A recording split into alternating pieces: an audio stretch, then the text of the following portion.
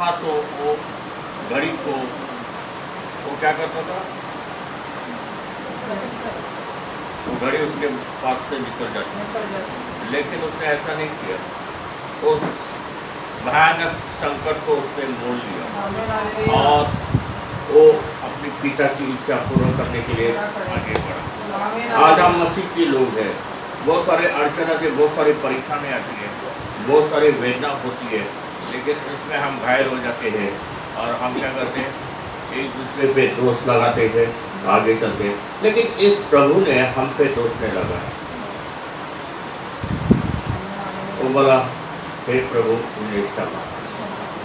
ये बहुत बड़ा दिल है, बहुत बड़ा, इस वचन के माध्यम से बहुत सारी चीज हम सीख सकते हैं। हमारे निजी जीवन में जब हम चलते हैं तो हमें बहुत सारी समस्या को मुंह देने लगता है और हम कभी उनको क्षमा नहीं करते। लेकिन प्रभु ने इस जब क्रूस पे गया था उसने सबसे पहले कहा है कि हे पिता इन्हें क्षमा। उसने ऐसा क्यों कहा कि पूरा बाइबल हम पढ़ेंगे तो एक दूसरे को क्षमा करने को लिखा है। हम मसीह जीवन ही क्षमा का जीवन है। मसीह जीवन ही एक दूसरे को क्षमा करके आगे करना। मसीह का जीवन बदला लेने का जीवन है। मसीह का जीवन, मसीह जीवन एक किसी को दोष लगाने का जीवन है, तो क्षमा करके आगे बढ़ना। बाइबल में लिखा है तू क्षमा कर तो मैं तेरी क्षमा करूँ। लेकिन ये वचन हम लोग कभी उसका ग्रहण करते हैं लेकिन उसका कभी इस्तेमाल नहीं करते। क्षमा की आत्मा जब तक हम में नहीं होती है तो हम पूरे मसीह के साथ नहीं होते। ये साथ जो शब्द है इसमें से बहुत सारी चीज़ें हमें ग्रहण करना है, हमारे स्वभाव इसी तरह करना है। आज हम लोग देखेंगे कि लूका का 23 का 34 वचन हमसे क्या बात करता है। 34। तब यीशु ने कहा, हे पिता इन्हें क्षमा कर, क्योंकि ये नहीं जानते कि ये क्या कर रहे हैं। और उन्होंने ये नहीं जानते कि ये क्या करते हैं। ये पिता इन्हें क्षमा कर, ये नहीं जानते कि ये क्या करते हैं। हम आज तक नहीं जानते हैं कि हम किसके साथ जुड़े हैं। हम ये नहीं जानते कि हमारे साथ कौन जुड़ा है, हम किसके बच्चे हैं। यदि हम परमेश्वर के पिता के बच्चे हैं और जीवित परमेश्वर है जिसने हमें हौसला दिया है, भरोसा दिया है, आप सदा जीवित रहने वाले हैं। क्योंकि जो मेरे पास आता है मैं उनको शांति दूंगा। और परमेश्वर ने कहा है मैं ही पूर्णता और जीवन हूँ। तो जब परमेश्वर पूर्णता और जीवन है, उसमें जीवन है यीशु में, तो हम उसके पास जा रहे थे, हमें भी जीवन आना है। तो हम लोग मौत को गले क्यों लगाते हैं? मौत जब आएगी तब आएगी, लेकिन मौत में भी हम मरे हुए नहीं तो जीवित है। लेकिन आज हम लोग मरे हुए मुर्दे के शरीर काम करते हैं और हमारा शरीर मर चुका है। जैसे हवा ने पाप किया, आदम ने भी पाप किया, तो मर तो नहीं गए, उनका आत्मा, उनके विचार मर गए। आज इसी तरह हम भी कुछ गलतियां करते हैं तो हमारा आत्मा, हमारा जमीन और हमारे अंदर का जीव मर चुका है। आज बहुत सारे लोगों को फोन करो, पूछो क्यों नहीं आए, तो एक ही सवाल रहेगा, आज बहुत काम था, फैक्ट्री का काम था, मेहमान आए थे, ये आए थे, लेकिन आज प्रभु आए। वो 5 कुमार के तरीका है। जब प्रभु आता है तो उनके पतियों में तेल नहीं रहता है और फिर प्रभु आने के समय वो बाहर भटक जाते हैं। तो हम वैसे नहीं है, हम हमेशा तैयारी करते रहना चाहिए। हमारे साथ वो जोत रहनी चाहिए, हमारे साथ वो तेल रहना चाहिए, हमारे साथ वो विश्वास रहना चाहिए। तो ये सारी चीज़ जब यदि हमें है तो हम प्रकाशमय जीवन जी सकते हैं। लेकिन परमेश्वर ने कहा इनको क्षमा करो। ये क्या कर रहे हैं उनको पता नहीं है। आज के बहुत सारे बहन भाई लोग क्या कर रहे हैं उनको पता नहीं है। बहुत से लोग उनका फोन है तो मैं समय पर आऊँगा, आज प्रार्थना है कि मैं आ रहा हूँ। किसी को मैंने फ़ोन करके भी बोला है भाई आज प्रार्थना है, प्रभु बोले कम से कम आज तो आ जाओ। हाँ देखता हूँ पर, लेकिन उनकी सोच, उनके विचार, उनके साथ प्रभु उनको क्षमा करे और उनको आशीष दे। लेकिन मेरा कहने का मतलब क्या है? मेरा कहने का मतलब है हम सदैव तत्पर ऐसा रहना चाहिए। हमें प्रभु के साथ हमें वक्त बिताना। जब हम प्रभु के साथ वक्त बिताते हैं, प्रभु के साथ साथ चलते हैं, तो हमें कौन सी प्रकार की परेशानी नहीं। जब यारों की स्त्री ने देखा ये मुझसे पानी मांग रहा है, वो बोलता मैं समरूप नहीं हूँ, तेरा मेरा तुम्हारा मेरा कैसा ताल्लुक रहेगा? प्रभु कहता मैंने तुझे पानी मांगा था, यदि मैं जो पानी दूंगा तू पीगे तो कभी प्यास नहीं लगेगा। वो जीवित पानी है, उसको समझने के लिए समय लगा क्या? नहीं लगा, लेकिन उसने कैसे जैसा प्रभु से बात करते गया वो समझ गई।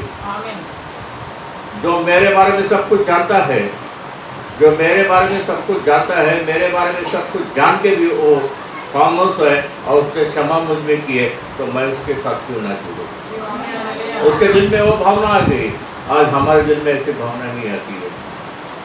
उसने क्या किया? गपचुप बैठी नहीं वो सीधे गई, उसने जो पानी के लिए लेके आए थे वहाँ पर छोड़ के वो सीधे गाँव में चली गई।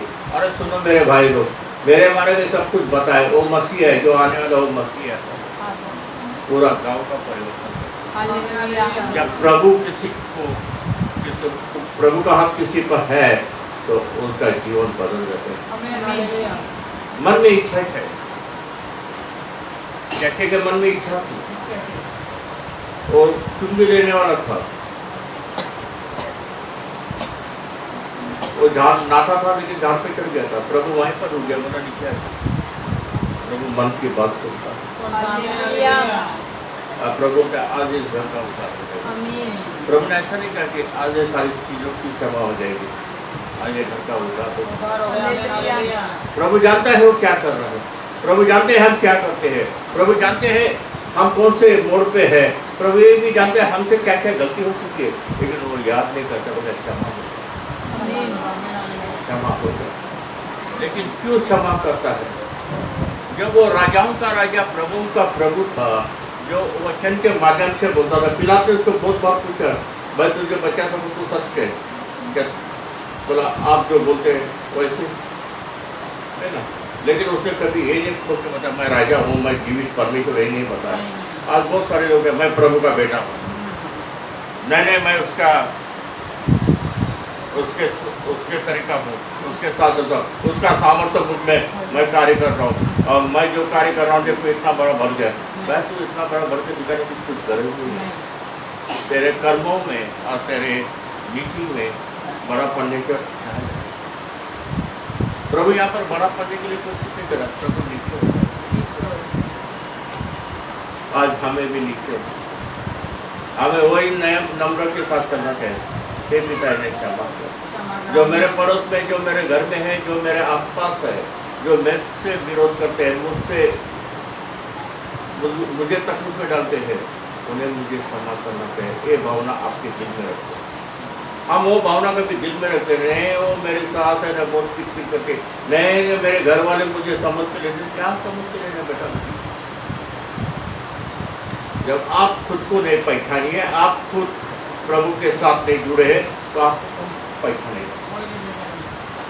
जब आप प्रभु के साथ है तो आपको आनंद और खुशी है और सार्वजनिक जीवन में आपको एक परेशानी से जाना है। जब प्रभु को परेशानी में जाते समय आनंद के साथ हो जाएगा। जाने के पहले उसने प्रार्थना की थी, हे पिता यदि तेरी इच्छा है तो प्याला मुझसे बाजू कर हटा दे। हे पिता यदि तेरी इच्छा है तो, हम ऐसे कभी कहते हे पिता यदि तेरी इच्छा है तो परिस्थिति में मुझे बर्दाश्त करने की ताकत दे प्रभु, आप मुझसे परिस्थिति बाजू करे तो नहीं कहेंगे। लेकिन हम लोग प्रार्थना करते हे प्रभु परमेश्वर इसका मुंह बंद कर दे, इसे तू देख ले, इसका तू बदला दे। क्षमा करके देखो, दूसरे दिन परिवर्तन हो गया। तीसरे दिन परिवर्तन। क्षमा में बहुत बड़ी ताकत है और प्रभु हमें यही सिखाता है, हे पिता इन्हें क्षमा कर, तू ये नहीं जानते क्या कर रहे थे। आज भी परमेश्वर प्रभु यीशु मसीह पिता के सामने यही बात कर रहे हैं, हे पिता इन्हें क्षमा कर, वे ये नहीं जानते हैं ये क्या कर रहे थे। ऐसे दुनिया में रह रहे, अंत समय आ गया, समय बहुत निकट आ गया, लेकिन हम हमारी मनमानी करने के लिए बैठे। आज के समय में लोग अपने पेट को निवाले पर देवता बना लेंगे।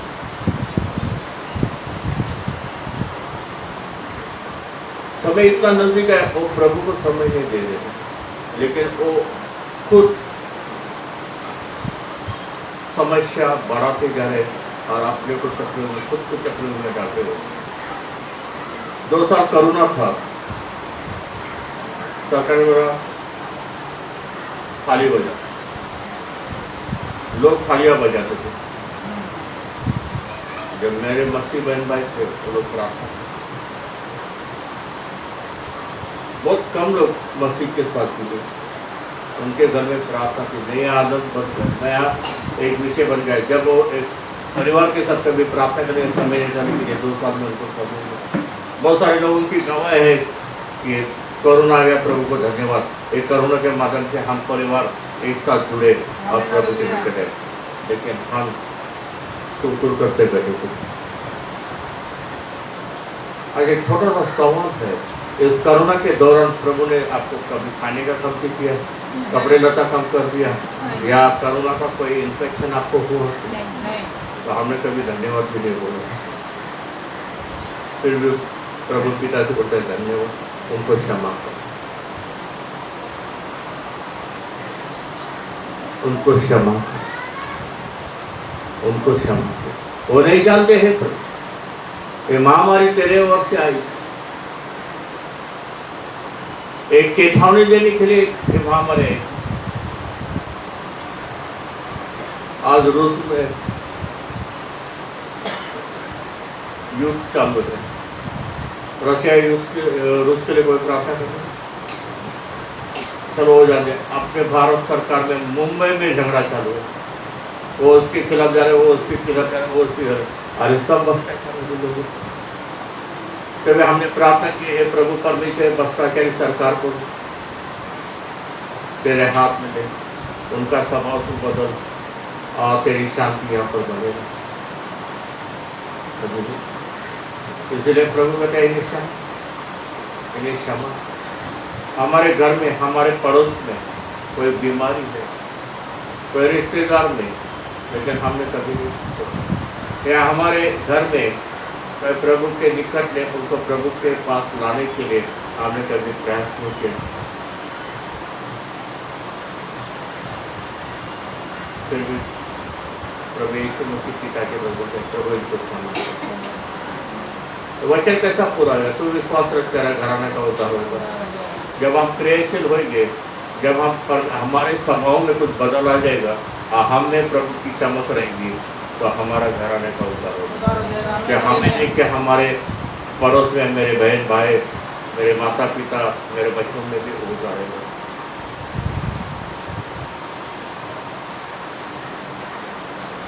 मैं 2 दिन वहाँ पर था, नेहरू साइड में था, एक मुसलमान परिवार के साथ वहाँ पर बातचीत चल रही थी, कुछ चल रहा था। पिताजी पासवान है, बड़ा ट्रस्ट है, माँ भी प्रभु में है। पिताजी का डेथ हो गया, लेकिन वो ट्रस्ट को संभालने वाले कोई नहीं है। दोनों बेटे बोलते हमको क्या लेना देना, हम कमाएंगे तो खाएंगे, हमें हमारी मनमानी, हमारी मर्जी से चलना। पिताजी मूर्खा बोल के मर गया। वो अतिशाना था, उसने प्रभु के राज्य में लोगों को सुसमाचार सुनाने का फैसला लिया था, और उसके लिए वो दिया, उसके लिए उसके साथ चलते गए। उसने उसका जिंदगी उसने दाव पे लगाई, लेकिन मौत को भी उसने हंस के गले को लगाया। तो मेरा नाम मेरे जोड़े यहाँ पर, तो वो सिस्टर से बात किया, बोला अंकल तो गुजर गए, बोला टेंशन नहीं है, लेकिन उन्होंने कुछ कर्म कर रखा है, उसको संभालना होता। प्रभु ने 12 चेले पे चुने थे, 12 चेले के बाद पूरे देश में सुसमाचार। आज प्रभु को धन्यवाद दे, तो उसके माध्यम से सुसमाचार हमारे पास। और सुसमाचार लेके हम आगे चलते हैं, क्या हम उसके विश्वास में आगे चल रहे हैं, उसके सवाल में आगे चल रहे हैं? अपने खुद को परखना। क्या उसी तरह हमारा स्वभाव है? क्या उसी तरह हमारा स्वभाव एक ही है? वो है हमेशा हमेशा तकरार करना। मुझे ऐसा हो रहा है, मुझे ये हो रहा है, मुझे वो हो रहा है, मुझे ये हो रहा है, मेरे घर में ऐसा हो रहा है। लेकिन कभी किसी ने फोन नहीं किया, पास्टर जी प्रभु को धन्यवाद कि मेरे घर में बहुत तकलीफ आ रही है, अधिक मैं प्रभु के निकट जाएंगे।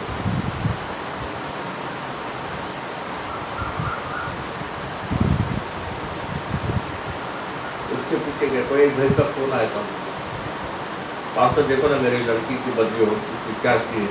अभी मैं समझ लीजिए, आप ऐसी प्रार्थना करो उसकी बदली रुका दो, और आप उनसे अधिकार से बात करो। जब प्रभु का वचन आपको मालूम है, प्रभु के वचन आप पढ़ते हो, आप खुद प्रार्थना करते हो, आपने कभी बताया कि अपनी बेटी को तो प्रभु के पास मांगो? आपने विश्वास रखा, मतलब के रखा, क्योंकि प्रभु के निकट जाएगा हमारे सब प्रॉब्लम दूर हो जाएगा। आज तो संभालो, लेकिन तेरी बेटी की घमंडी को छोड़ेगा वो प्रभु यीशु मसीह। उसकी बदली इसके लिए हो गई कि परमेश्वर कुछ दिखाना चाहते हैं, उससे साथ कुछ बात करना चाहता है। प्रभु को धन्यवाद दो, प्रार्थना करो, जहाँ पर उसकी बदली हो जाएगी तो वहाँ पर जाने दे, वहाँ पर उसको प्रभु उसके साथ है, लेकिन उसको प्रभु के साथ जुड़ने के लिए बताओ, तो जाकर रास्ता खुलेगा। नहीं ना पास्टर मेरी बेटी ऐसी है, और तेरी बेटी ऐसी वैसे मुझे मत बताओ, मेरे बहन मैं प्रार्थना करता हूँ, फोन रख देता और फोन रखते रखते बारिश सा आवाज़ आ गया, अरे पास्टर आजकल मेरे से बात ही नहीं करते, रख गया। वो आवाज़ सुने यार, मतलब तेरे से बात करके क्या फायदा? क्या तेरी प्रॉपर्टी में तेरे बेटी के तनख्वाह में भी कुछ पैसे लेके क्या बिल्डिंग बन रहे थे? वापस कल फोन आया, आज तो अल्लाह की प्रार्थना है, आप प्रार्थना करो, आप महिला मंडल को बोल दो मेरी बेटी की कर दो। वाला बहन जी ये काम करता हूँ, आपकी बेटी को अल्लाह की चर्च में आने के लिए वो आके उसकी परेशानी बहनों के साथ बांटने के लिए बोलना। वो बहन लोग जो सवाल का जवाब देंगे उसको सुनने के लिए बोल देना, और उसके बाद मैं आपसे बात करूँगा। नहीं आपने ऐसे क्यों बोला? इसके लिए बोला कि मेरे पुल्ला की जो बहनें प्रार्थना में बैठती है उसने उनका जीवन प्रभु को दिया, उनके हर परेशानी वो झेलती है, हर परेशानी में वो चलती है, हर परेशानी को महसूस करती है, और हर परेशानी प्रभु के साथ बांटती है, प्रभु उनको सहायता करता है। लेकिन तेरी बेटी और तू कौन सी परेशानी को बर्दाश्त नहीं करती है, सहायता नहीं करती, परेशानी आई तो प्रभु के निकट आती है। ऐसे गंभीर लोग प्रभु के पास। तो आज हम लोग परखेंगे कि हमसे कितनी गलती हो चुकी है। बहुत सारे लोगों का फोन आता है, पास्टर जी हमारा धंधा अच्छा चल रहा था लेकिन आज ग्राहक नहीं आ रहे, आज ये नहीं आ रहे। मैं एक बताऊं आपको, हम प्रभु को मानते हैं, हाँ या ना? अरे बड़ी तो आपका आवाज आने के मानते हैं ना? दुनियादारी करते हैं नहीं करते? जब दुनियादारी करते थे फिर प्रभु आशीष कैसा देगा? फैसला इधर ही है ना।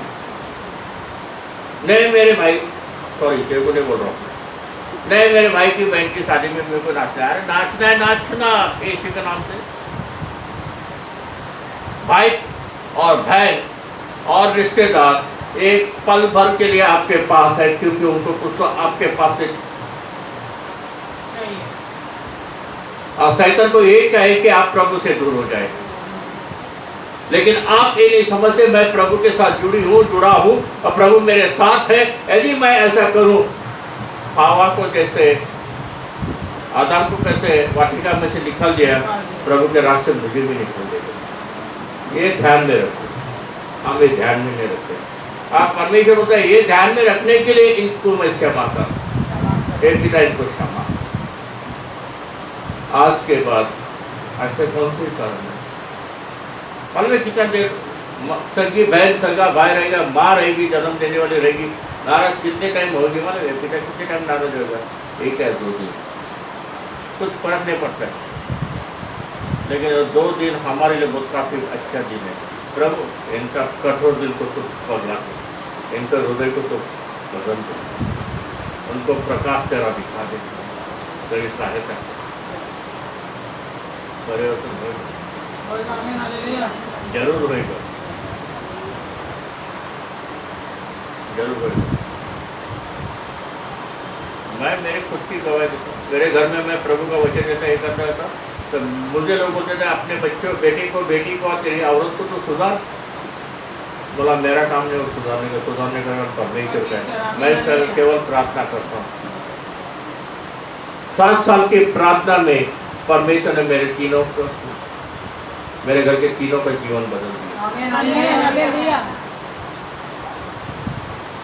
ताने बर्दाश्त करना चाहिए, बर्दाश्त करना चाहिए।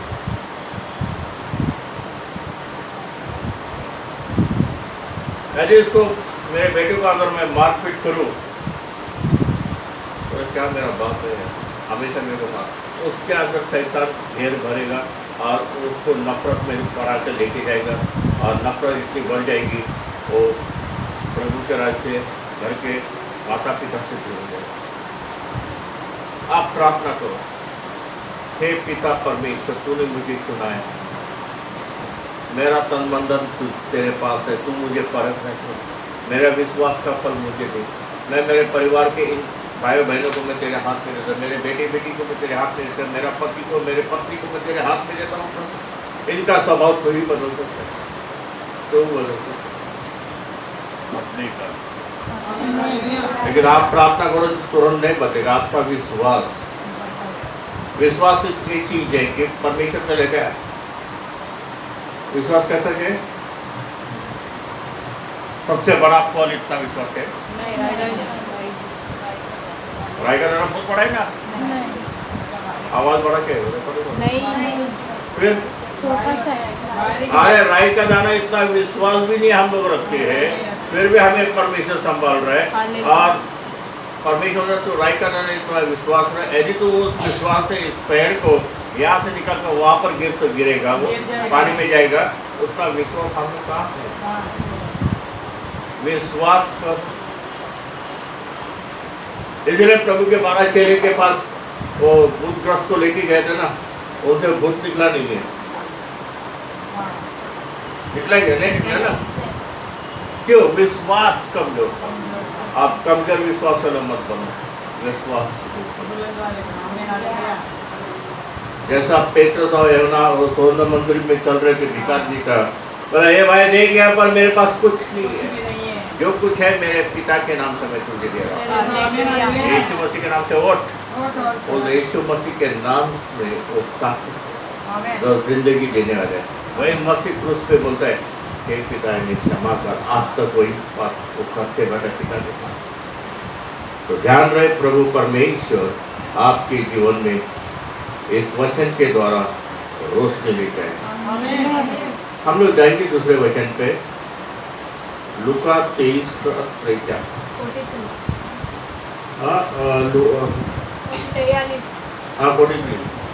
उसने उनसे कहा, मैं तुमसे सच कहता हूँ कि आज ही तू मेरे साथ स्वर्ग लोक में होगा।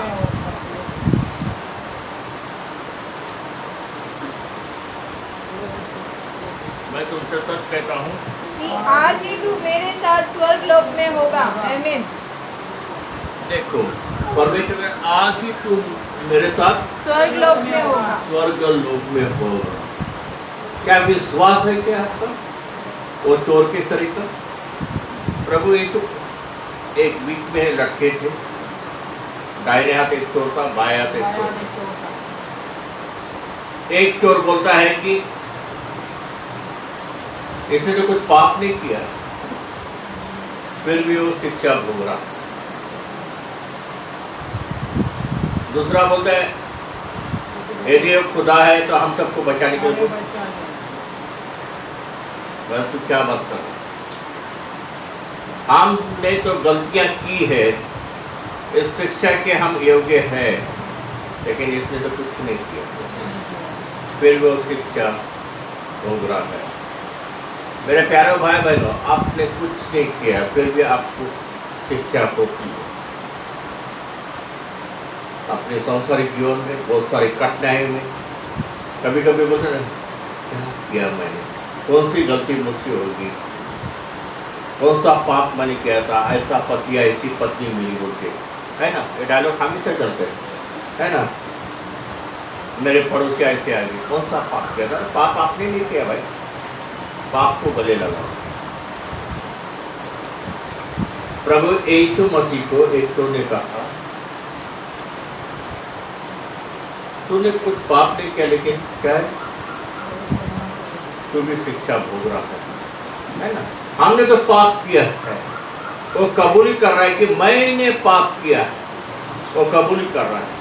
आज मेरे प्यारे भाई बहनों, हम लोग कभी कबूल ही नहीं करते, आसान से नहीं करते, है ना। अगर मालूम पड़े तो अरे क्या हो गया था, अरे वो तो परखता है, पल पल की चीज उसको याद है, हम क्या बात कर रहे हैं, कहाँ पर बैठे हैं, कैसे कर रहे हैं, हर चीज को परखता। वो परमेश्वर है जिसने तुम्हें और मुझे बनाया।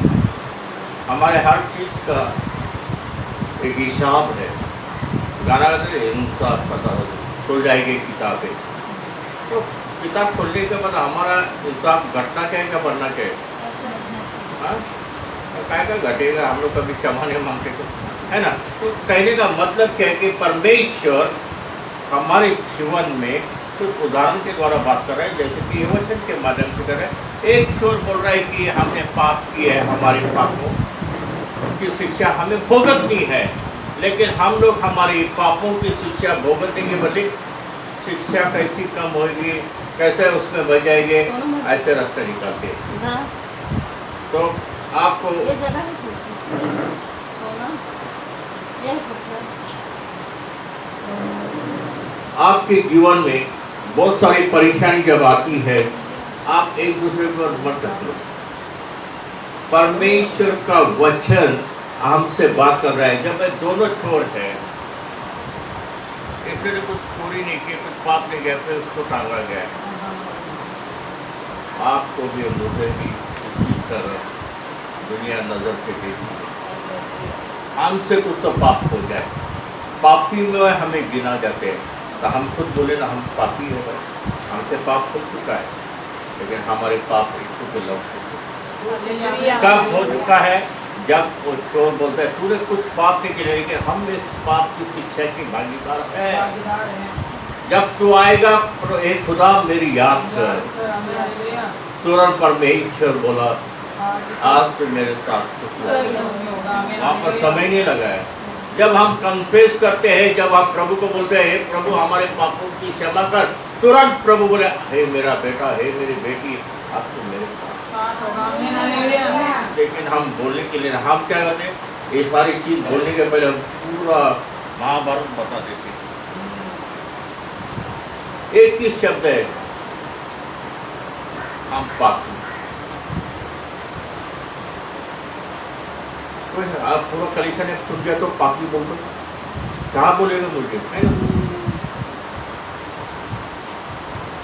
पापी बहुत सारे लोगों ने 40 दिन उपवास किया है, प्रार्थना की है, किसी ने क्या किया है। मुझे एक सवाल है उनसे, ये उपवास आपने किए 40 दिन के, उसका मतलब कुछ मालूम पड़ा क्या आपको, क्या यूँ करना है उनके साथ।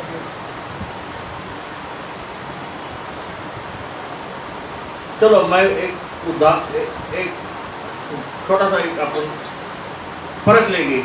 उपवास के दौरान गलतियां होती है, कैसे, गुस्सा में देखा क्या, मेरे पास हो गया, मैंने उपवास बढ़ा, कुछ तो बात होगी, मैंने ऐसे गुस्से में देखा, तो उपवास का मतलब क्या है, ऊपर से आया वचन सामने आ गया, मैंने क्षमा मांग के बाजू हो चुका, उसके बाद प्रभु से क्षमा मांगते गया। दिखावे के लिए कुछ नहीं, बाइबल में लिखा है ये शैतान तुमसे नहीं निकला, इसके पीछे कारण है, इसके लिए उपवास और प्रार्थना। शैतान निकलेगी नहीं, आत्मिक सामर्थ्य से भरने के लिए। जब आपके पास आत्मिक सामर्थ्य आएंगे जो वो कहाँ से आएगा? उपवास और प्रार्थना में। हाँ ये हमें हालेलुया 40 दिन का उपवास परमेश्वर ने किया, उसके बाद उसकी परीक्षा होगी। आपने उपवास किया, आपकी परीक्षा चालू हो जाएगी। बाद में लोग उपवास करके बहुत तकलीफ होगी, बहुत अड़चन आएगी। करते क्यों? परमेश्वर बोलते हैं आपके विचार और दूसरे चोट के सही। यदि जो खुदा हम तेरे बच्चे हमें बचा ले, हमने पाप किया, हमने गलती किया, हम समाज के योग्य नहीं है, हम शिक्षा के योग्य है। प्रभु ने दोनों चोरों को बचाया नहीं। प्रभु ने क्या कहा? उसने क्या, चोर ने कहा जब तो आएगा मेरी याद कर, क्योंकि उसने कबूली की थी हमने गलती की, हमने चोरी की, हमने ऐसे बुरे काम किए। इस शिक्षा की योग्य हम है। हम हमारे जीवन में कभी कबूली नहीं करते, कभी तौबा नहीं करते हम लोग, और हम लोग प्रार्थना करते हैं हमारे संकट से निवारण दे। कैसा हो जाएगा? परमेश्वर ने बोला मैं आज तुझसे कहता हूँ, सच सच कहता हूँ कि तू आज मेरे साथ स्वर्ग लोक में हालेलुया कब? जब उसने कबूली की। हमें हालेलुया कुछ बात आप समझने की कोशिश करो। आवाज़ का वैल्यूम बढ़ाओ थोड़ा सा, क्योंकि आप लोग क्या है ना, आपका रिकॉर्डिंग हो रहा है ना यहाँ पर, मेरी देख रहे नहीं। चलो हम लोग किससे बचते थे? मैं ये देखते रहा यूहन्ना 19 का 26 से लेकर 27। जब यीशु ने अपनी माता और उस चेले को जिससे वो प्रेम रखता था पास खड़े देखा तो अपनी माता से कहा, हे नारी, देख ये तेरा पुत्र है।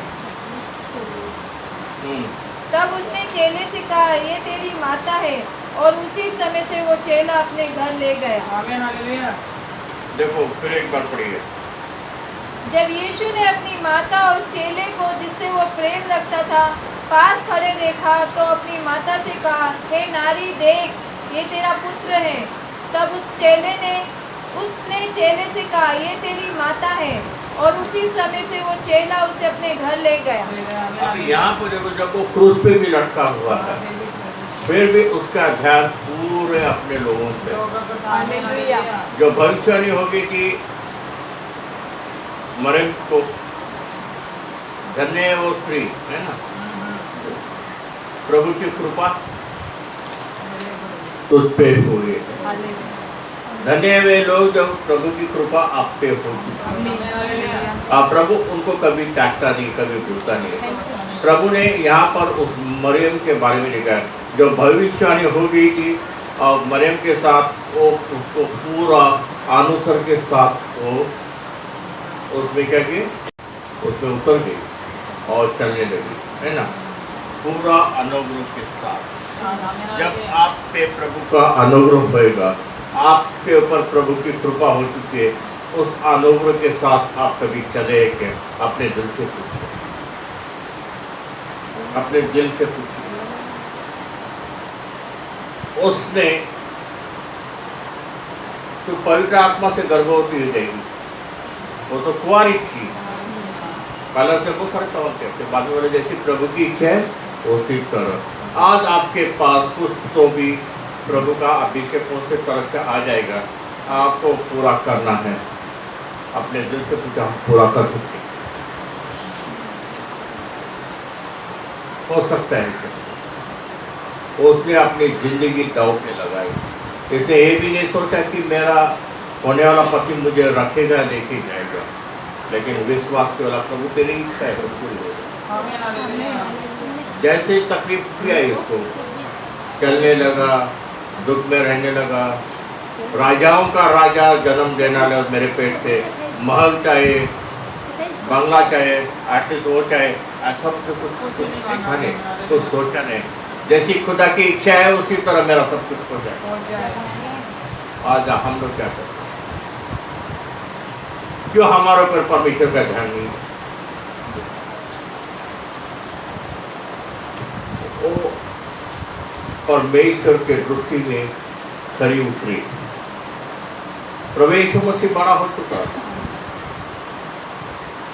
शादी का आमंत्रण थी, वहां पर बोलता भाई तेरा मेरा संबंध क्यों है? मेरा समय अभी के सामने क्यों ऐसा कहता है? जिस घर शादी के लिए बुलाया था उस प्रभु को आमंत्रण दिया था, लेकिन उन्होंने उनका भावना नहीं किया, उन्होंने उसके पास ध्यान नहीं दिया। उन्होंने प्रभु को मेहमान के रूप से बुलाया, लेकिन उसके पास ध्यान नहीं दिया। हमने भी हमारे जीवन में प्रभु को बुलाया, लेकिन प्रभु को ध्यान, प्रभु के पास ध्यान है, प्रभु के वचन के पास हमारा ध्यान क्यों नहीं है? क्योंकि हमारे विचार बहुत आलोक है, हमारे विचार दुनिया के विचार हमारे सर में बैठे, लेकिन प्रभु के विचार हमारे दिल में नहीं है।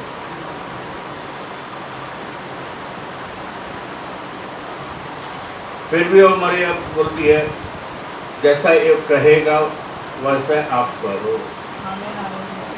उसका विश्वास देखो, उसको याद है बात जो भविष्यवाणी हुई, तो उसको याद है ये मेरा उद्धार करता है, ये मेरा बेटा है, मेरे पेट में पला है, मैंने इसको जन्म दिया। वो घमंड नहीं थी।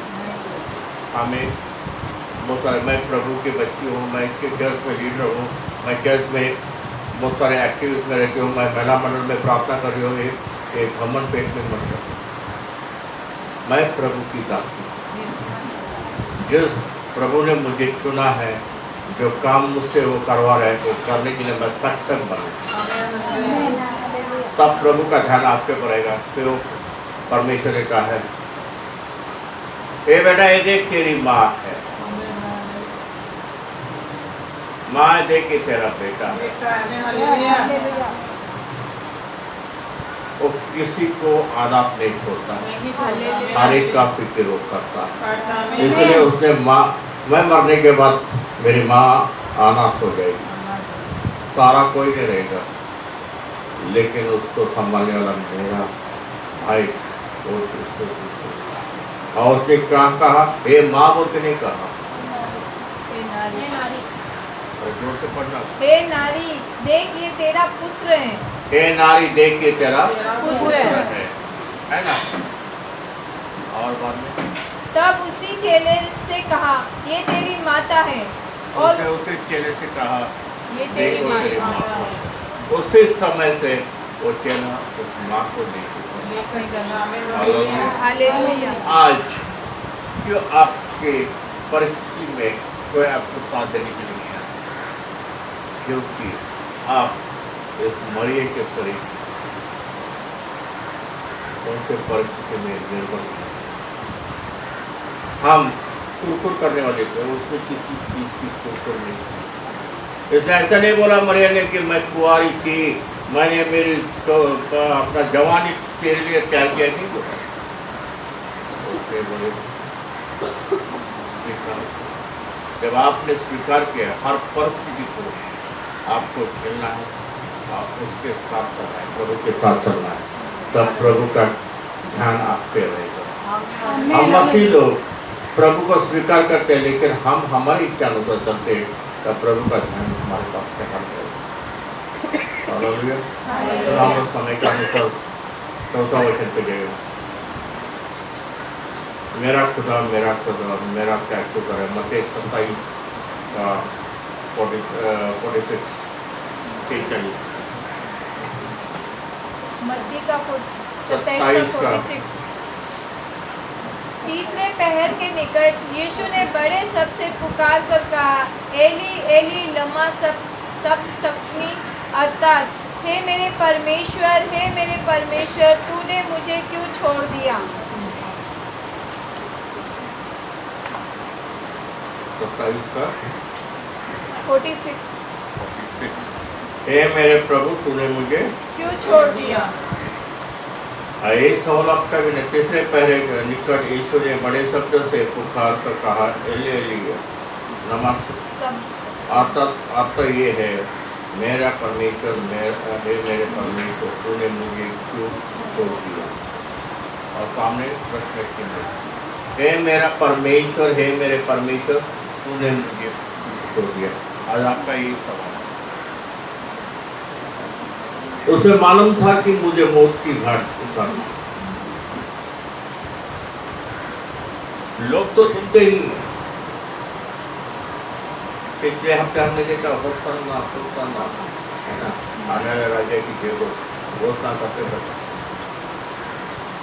और के फाटक पे आया था रो रहा, है ना।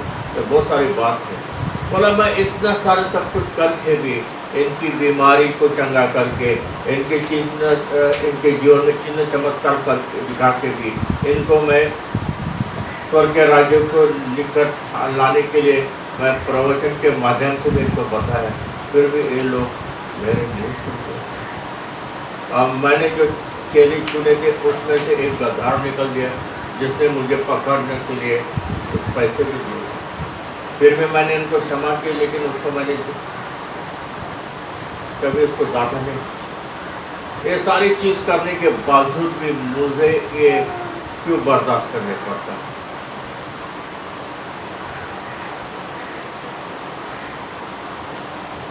छोटी सी तकलीफ परेशानी जब आप पे आती है, जब बोझ आते कलीसिया का और किसी का बोझ आता है, तो आप लोग होते क्या मैंने ठेका लिया है, क्या मैं करूँ, क्या कितना मैं करते बैठे करूँ?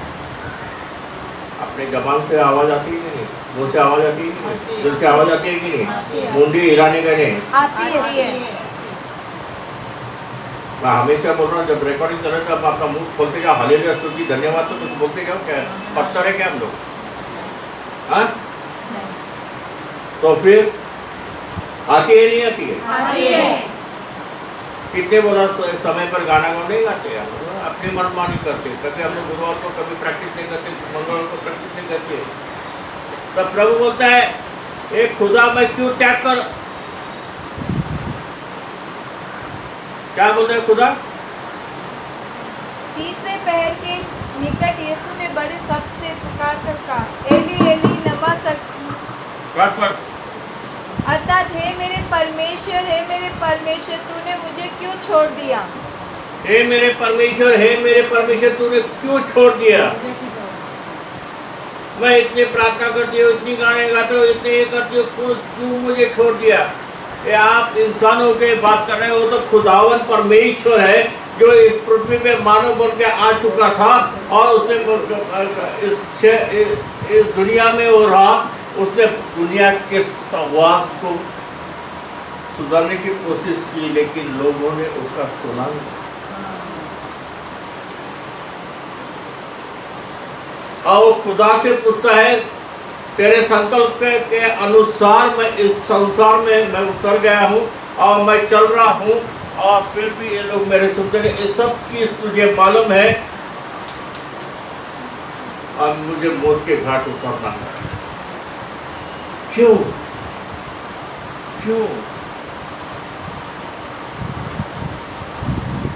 आज एक छोटा सा एक शब्द आपके जीवन में ले लो। मैं इतने मेरे संसार में इतनी अड़चने, इतनी तकलीफें, फिर भी मैं प्रभु के साथ जुड़ी हूँ, प्रभु के कार्य के लिए करने वाला। मेरे पास कुछ आ रहा नहीं है। आप कितने भावुक होते हैं, कितने बार आप लोग फोन करके, कितने बार आप लोग ये करके एक ही सवाल होता है, मैं इतना समय प्रभु को दे रही हूँ, इतना समय आपके पास आ रहा, हमारा कुछ उधार नहीं होता। उसने भी किसी के साथ रिश्वत नहीं ली, उसने किसी को तुच्छ नहीं लेकर, उसने हमें प्रेम का संदेश दिया, हर एक पर प्रेम करते गया, फिर भी एक परिस्थिति उस पर आई। तो खुदा से सवाल कर, हे मेरे पिता मेरा त्याग क्यों कर रहा है? आज हम लोग छोटी सी परीक्षा आ रही है, उसके पास जाते हैं, लेकिन हम हमारी आदतों को नहीं बदलना चाहते। इस वचन के माध्यम से वो हमें दिखाना चाहता है कि मैं परमेश्वर मानव बोल के इस दुनिया में आया था, लेकिन मैंने भी ऐसी तरह प्रार्थना की है कि हे मेरे पिता मुझे क्यों छोड़ दिया? उसने प्रार्थना की, हे मेरे पिता, यदि तेरी इच्छा रहेगी तो ये प्याला मुझसे दूर हटा दे, लेकिन मेरी इच्छा नहीं, लेकिन तेरी इच्छा से। हम कभी इसी तरह प्रार्थना नहीं करते, हम सिर्फ यही सवाल करते हैं। तो हम लोग क्या होते हैं? भावनिक हो जाते हैं, एक ही वचन को पकड़ के बैठे। हम मसीह में आके बहुत परेशानी उठाई, बहुत त्याग किया, बहुत एक किया, लेकिन प्रभु ने हमारा सुना नहीं। प्रभु आपका सुनता है। बाइबल में लिखा है मरने तक विश्वास रख। मौत का पता नहीं, फिर भी हम लोग मौत आने बहुत लंबी है, थोड़ा सा फ्लेवर है, पास्टर प्रार्थना करो ना, फ्लेवर है, कुछ करोना है क्या देखो ना, ये है क्या देखो ना। बच्चे सीधा बोलते तेरा स्वभाव देख, कोरोना से भयानक आजार उससे भरा हो। मौत को डर लगता है तो यीशु को गले लगा दे और दुनिया को छोड़, वो मुझसे नहीं होता है ना।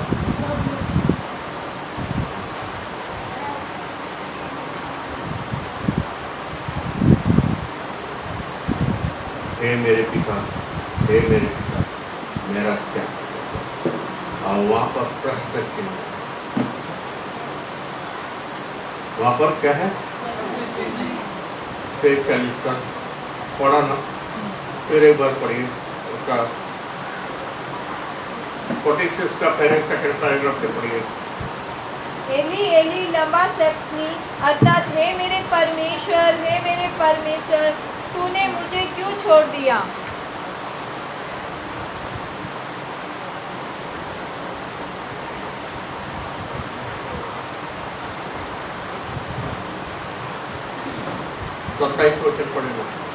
जो वहाँ खड़े थे उनमें से कितनों ने ये सुनकर कहा, वो तो एलिय्याह को पुकारता है। देखो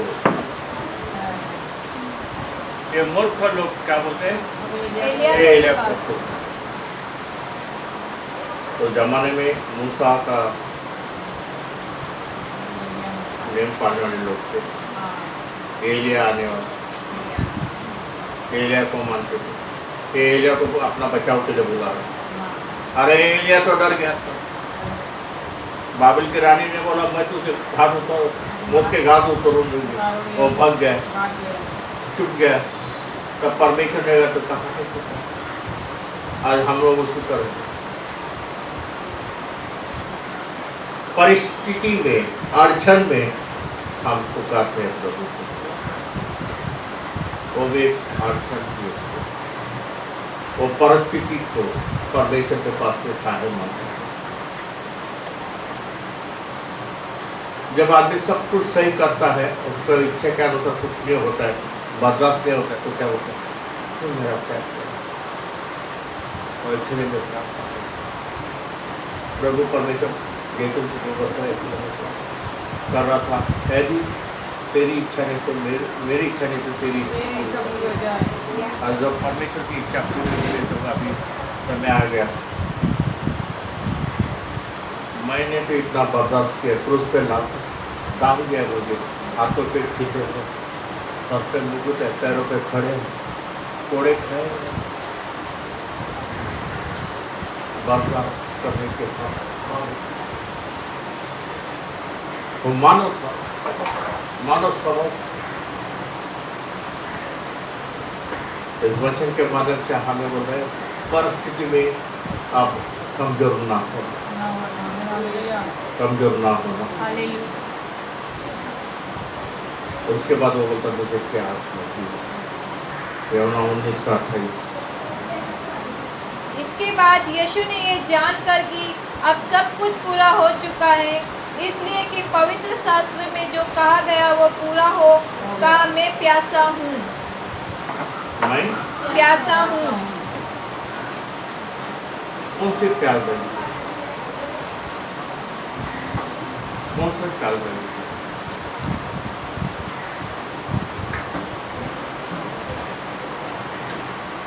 फिर भी उसको प्यास लगी थी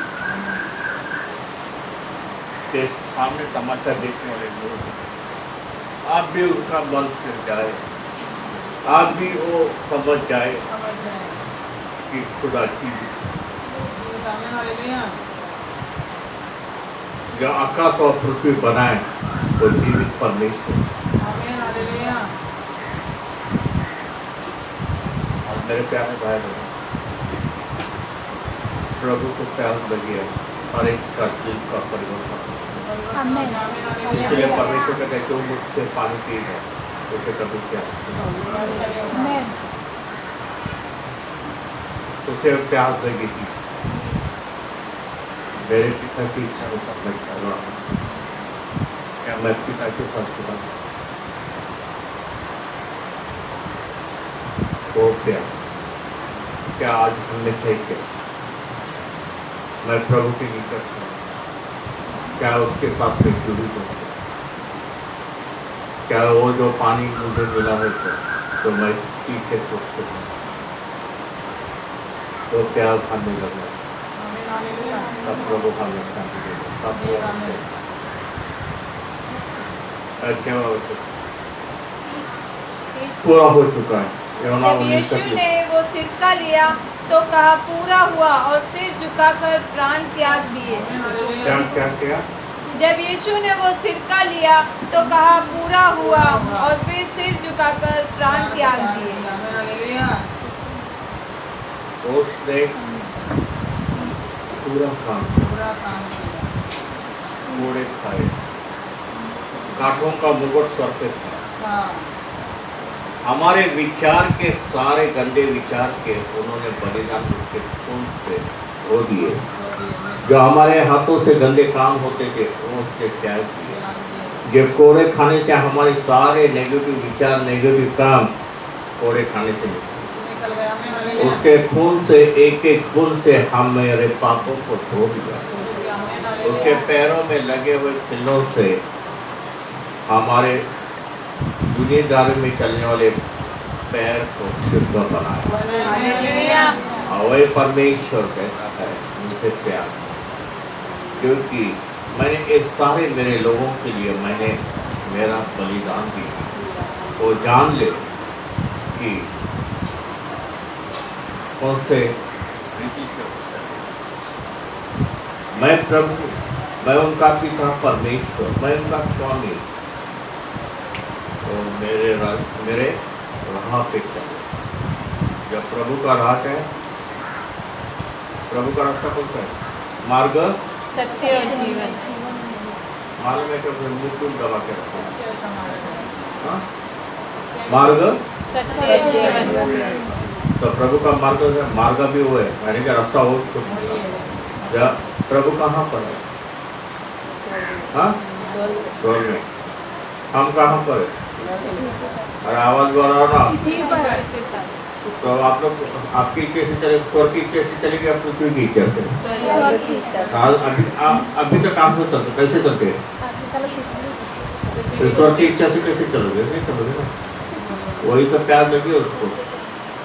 मेरा वचन इनको मालूम है, मेरे आज्ञा उनको मालूम है, फिर भी दुनियादारी में करते बैठे हैं। वो समरून स्त्री को बोले तुझे आज तक आदमी को घुमाया, एक ने, दो ने, तीन ने, 5 लोगों को घुमाएंगे तुमने। बोला सच बोला, मैं नानी परमेश्वर, पापों की क्षमा करने वाला परमेश्वर। आज दुनिया को आप लोग घुमाते बैठते हैं, दुनिया के साथ आपके व्यवहार है, दुनिया के साथ आप जुड़े हो। प्रभु को प्यास लगे कि आपका स्वभाव बदल और आप प्रभु के निकट हैं, प्रभु के साथ। उसीलिए उस स्त्री को बोला मैं जो पानी दूंगा वो पीगी तो सार्वकालिक जीवित रहेगी। हमें भी परमेश्वर वही वचन कहता है, यदि मैं तुझे वचन के माध्यम से मैं तुझे कराऊंगा तो पानी में दूंगा तो कभी प्यासी नहीं रहेगी। हम लोग हमेशा प्यासे हैं। मेरी समस्या, मेरी अड़चन, मेरी नाना प्रकार की तकलीफ या अड़चन लेके बैठे तो हम प्यासे हैं। उसको प्यास लगा दे, ये मेरे बेटा बेटी है, इनको इतना बदलने के बाद भी ये लोग सुधरे नहीं है, इतने कोड़े खाने के बाद भी उनका जीवन में कुछ असर नहीं गिरा। स्वर्ग का राज्य निकट आया है ये बोल के भी वो दुनिया के राज्य में जा रहे हैं। आज पूरी दुनिया ईस्टर मना रहा है, गुड फ्राइडे मना रहा है, लेकिन लोगों को दिखाने के लिए आज हम लोग यहाँ पर इकट्ठे हुए, किसी को कुछ दिखाना नहीं। हमारा स्वभाव प्रभु देख रहा है, हमारा प्रभु देख रहा है।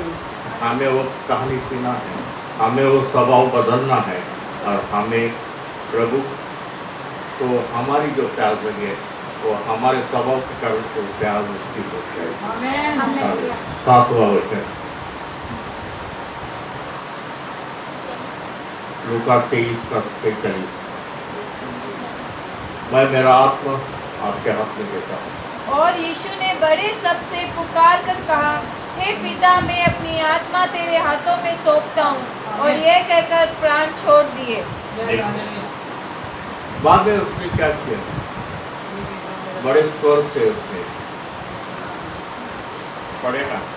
और यीशु ने बड़े शब्द से पुकार कर कहा, बड़े शब्द से पुकार कर कहा, हे पिता, हे पिता, मैं अपनी आत्मा तेरे हाथों में सौंपता हूँ। मैं मेरी आत्मा तेरे हाथों में सौंपता हूँ। और यह कहकर प्राण छोड़ दिए।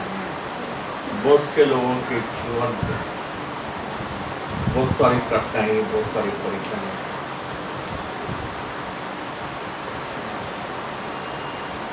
और हम दुनिया के बच्चे, दुनिया के लोग हमारा प्राण जाने नहीं चाहिए। घर-द्वार भेज देंगे, है ना, हमारे गाड़ी घोड़े भेज देंगे, लेकिन बचाने की कोशिश करें। मेरे प्यारे भाई बहन, हम प्रभु में आनंद के साथ हमारा आत्मा प्रभु जाएंगे, वो हमें चलाएगा, तो कभी मारेगा नहीं, वो हमें बोला, हे खुदा परमेश्वर, तूने मेरे शरीर में जो आत्मा डाला था, जिस कार्य के लिए मुझे भेजा था, वो कार्य पूरा मैंने किया। जैसे तूने कहा था वैसे मैंने किया है। ये मेरा आत्मा, ये शरीर तो अभी मर चुका है, लेकिन मेरे अंदर जो प्राण है प्रभु परमेश्वर, मैं तेरे हाथ में देता हूँ। आओ, लेकिन लोगों को मरा क्या नहीं मरा गारंटी नहीं। मेरे प्रभु में भाई बहन, जब आप प्रभु को विश्वास रखते हो, प्रभु में चलते हैं, लोगों के जीवन में एक अलग प्रकार का डर होता है। आप प्रभु के साथ जुड़ो, प्रभु के साथ चलो। मौत को कभी लगा, बहुत सारे लोगों को मैंने देखा। एक अंकल थे, तो मुझसे बहुत प्यार करते थे। उन्होंने मुझे प्रभु के निकट आया, प्रभु के निकट लेके चला। बचपन से वो मेरे से प्यार करते थे, बचपन से। मेरी शादी होने के साथ वो मेरे साथ ही जुड़े थे, मेरे घर में रहते थे, आखिरी दम भी मेरे घर पे थे। तो मरने के 3 दिन पहले उन्होंने बताया था, तू जल्दी आ जा, बॉम्बे की प्रार्थना कर, जल्दी आ जा। मैं गया, मैं मीटिंग करके वापस घर पे गया। आंसू को लेकर मैं बेचैन ऐसा हो गया।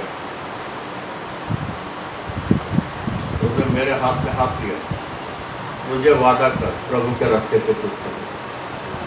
प्रभु के रास्ते पे चलते समय बहुत सी मुसीबत आएगी, बहुत से अड़चन आएगी, बहुत से लोग तुझे जलील करेंगे, बहुत से लोग तेरे ऊपर उंगली उठाएंगे, लेकिन उनको क्षमा। आप प्रभु से दुआ, कि मेरे स्वर्गीय पिता ने मुझे ये सिखाया था, आज मैं तेरे पिता के नाते में तुझे ये बात मुझसे वचन ले। मैंने वचन दिया और उनके साथ तो खुशी। मरने के पहले उन्होंने उनके भाई को बुलाया, कुछ पैसे थे उनके, और उन्होंने बोला तू जरा अंदर जा। मैं अंदर गया, उन्होंने वो पैसे भाई को दिया, बोला आनंदित है तेरे बेटे को, मैं अभी कुछ पल ही था। वो भाई ने प्रार्थना की, हे पिता, मेरे भाई के मुंह के शब्द बदल दो। बोले तू तो उससे कोई फायदा नहीं, मेरा समय बहुत। मेरी पत्नी को बुलाया, उससे वचन दिया, देख तेरी मनमानी जितनी करने उतनी कर ले, लेकिन एक दिन तू प्रभु में आएगी। आप जब तू प्रभु में आएगी, इतने आगे बढ़ेगी कि प्रभु के रिश्ते में तू तेरे घर वालों को कर देगी। मैं रहूं या ना रहूं, लेकिन प्रभु का आशीष तेरे पर हमेशा बना। ये आशीष मैं तुझे देके जा रहा हूँ। उसके बाद फिर वापस मुझे बुलाया, बोला अपना परिवार का, अपने बेटे को बेटी को प्रभु के राह में लगाया, हाथ में हाथ रखा, बात किया, हालेलुया मुझे।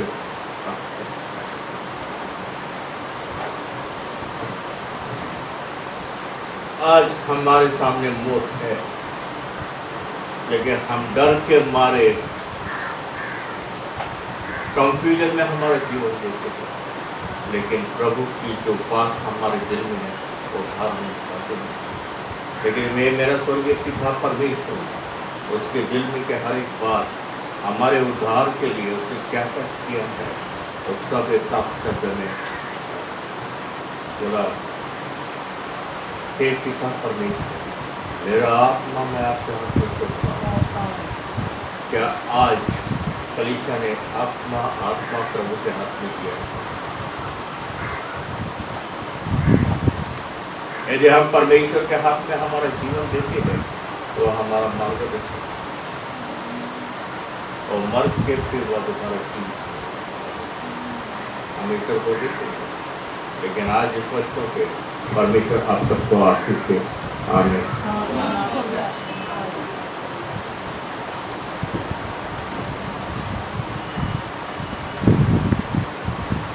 Hallelujah, hallelujah.